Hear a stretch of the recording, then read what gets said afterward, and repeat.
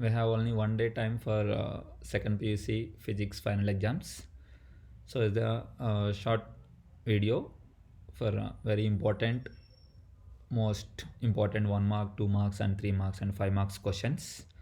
So if you study only these questions, minimum on 60% of questions we can expect in the final exams.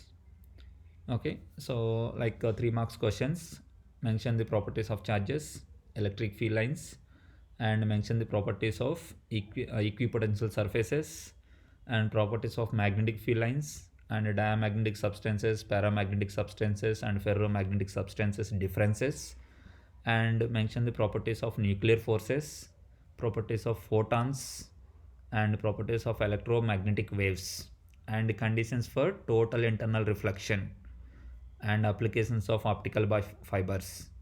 And we can mention applications of microwaves, like all waves we have to study: microwaves, UV rays, IR rays, radio waves, X rays, gamma rays, everything we have to revise once.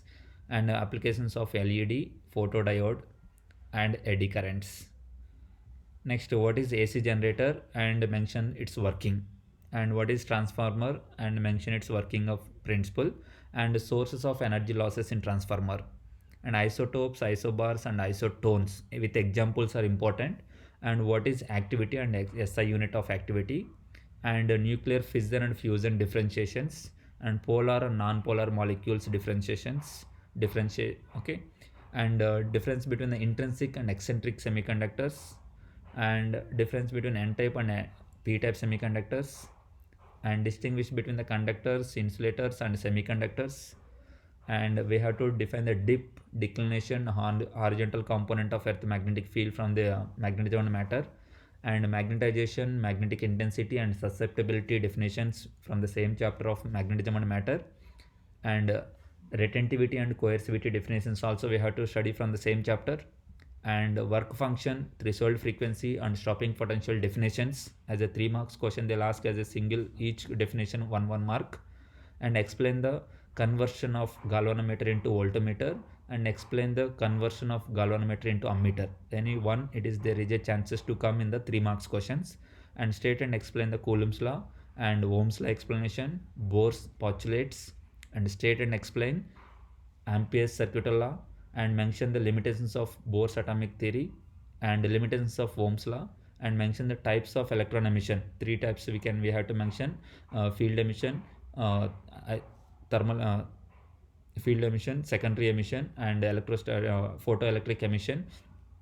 Okay, so this we have to mention there, and mention this experimental observations of photoelectric effect. Minimum 3 points it is important in the photoelectric effect conditions.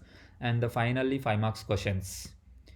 First chapter, derive an expression for electric field at a point on the axial line of the dipole, because axial line question.